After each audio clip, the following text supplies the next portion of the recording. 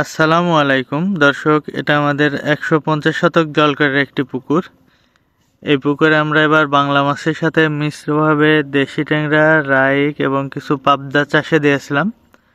তো আমরা কিছুদিন আগে এখান থেকে বাংলা মাছ বিক্রি করে আমরা ছোট মাছ ধরা শুরু করেছিলাম, ট্যাংরা, রাইক, পাবদা।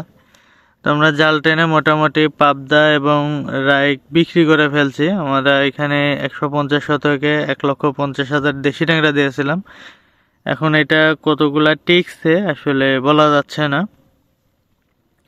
তো আমরা যে মাছটা দিয়েছিলাম, আমাদের মাছ যে বিক্রি করতেছি দেশি ট্যাংরা, আমরা এই মাছ 65 থেকে 70 পিসে কেজি হচ্ছে। তো আমরা এখানে বাংলা মাছ বিক্রি করার পরে ছোট মাছও ধরেছি কয়েকদিন। আমাদের মোটামুটি রাইক এবং পাবদা শেষ, আর এর মধ্যে নাই, এর মধ্যে শুধু দেশি ট্যাংরা রয়েছে। এখন আমরা মোটামুটি 6 দিন মাছ ধরেছি এখানে। 6 দিনে মোট 1050 কেজির মতো দেশি ট্যাংরা আমরা এখান থেকে ধরতে পারছি এখন পর্যন্ত। পুকুরে প্রচুর পরিমাণে কাদা, তো মাছ উঠানো যাচ্ছে না। আমরা এর আগেও দেশি ট্যাংরা চাষ করেছি, চাষ করে জাল দিয়ে যতটুকু তুলতে পারছি, তারপরে পুকুরে বিষ করে গ্যাস ট্যাবলেট দিয়ে মাছ মেরে সেই মাছগুলো ধরে নিয়েছি। তো এবার সিদ্ধান্ত নিয়েছি পুকুর সেচার। আমরা এর আগে কখনো পুকুর সেচিনি। অনেক দিকেই অনেকেই বলতেছিল যে ভাই দেশি ট্যাংরা আসলে এভাবে তোলা যায় না জালে, আপনারা পুকুর সেচে তো ধরলে মাছের একটা দামও পাওয়া যায়। আসলে দেখা যাচ্ছে আমরা যখন বিষ দিয়ে মারি তখন মাছগুলো আমাদের বাজারে নিয়ে যেতে হয় মরা মাছ। এমনিতেই বাজার এখন খারাপ, আমরা তাজা মাছ যে দামে বিক্রি করব, মরা মাছ দেখা যাচ্ছে তার অর্ধেক দামে বিক্রি করতে হয়। তো সেই চিন্তা ভাবনা করে, যেহেতু মাছও উঠানো যাচ্ছে না, মাছের বাজারও খারাপ, তাজা মাছ এবং মরা মাছের দামের বিস্তর পার্থক্য রয়েছে, তো সেই চিন্তা ভাবনা করে আমরা এবার এটা পুকুর সেচার পরিকল্পনা নিয়েছি। যেহেতু আমাদের এখানে সেচার মতো পর্যাপ্ত ব্যবস্থা রয়েছে, আমাদের কারেন্টের ব্যবস্থা রয়েছে, এই যে ঘরে কারেন্ট আছে, এই যে এখানে মোটর লাগাই দেওয়া হয়েছে। একটা মোটর দিয়ে, ড্রেনেজ মোটর দিয়ে পানি যাচ্ছে, নিচ দিয়ে আমাদের পাইপ দেওয়া আছে।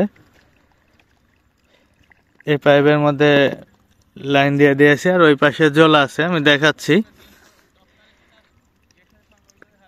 তো এই প্রথম আমরা পুকুর সেচার সিদ্ধান্ত নিয়েছি। সেচার ব্যবস্থা আছে, অন্যান্য পুকুর ইচ্ছা থাকলেও উপায় হয় না যে সেচবো, সেচার ইচ্ছা থাকলেও আমরা সেচে ধরতে পারি না। তো এটার ব্যবস্থা আছে, দেখে আপনাদেরকে যে পানি কোথায় যাচ্ছে। এই যেটা তল দিয়ে যাচ্ছে, এই যে পার ড্রেনেজ মোটর লাগাই দিয়েছি, মাটির তল দিয়ে পাইপ দেওয়া ছিল আমাদের। আর এই যে এটা একটা নালা সিস্টেম, জলা সিস্টেম। এই পাশ দিয়ে এই বিলের সমস্ত পানি এই জলা দিয়ে বের হয়ে নদীতে চলে যায়, ছোট্ট একটা ক্যানেল। তো আমাদের পানিও এই যে দেখুন উপর দিয়ে এসে, হয়তো শব্দ পাচ্ছেন, এই যে পাইপের মধ্যে দিয়ে এসে পড়তেছে এই পাশে, পরে পানি নদীতে চলে যাচ্ছে। তো এই প্রথম নতুন কোনো অভিজ্ঞতা নিতে যাচ্ছি, দেখা যাক কি হয়। আজকে প্রথম লাইন দিলাম, লাইন দিয়ে আপনাদেরকে দেখাচ্ছি ইনশাল্লাহ কি পরিবেশ হয়, মাছ ধরতে পারি কি না পারি, কতগুলো মাছ পাই, পরবর্তীতে আপনাদেরকে দেখাবো। এই পর্যন্তই, সবাই ভালো থাকবেন, সুস্থ থাকবেন।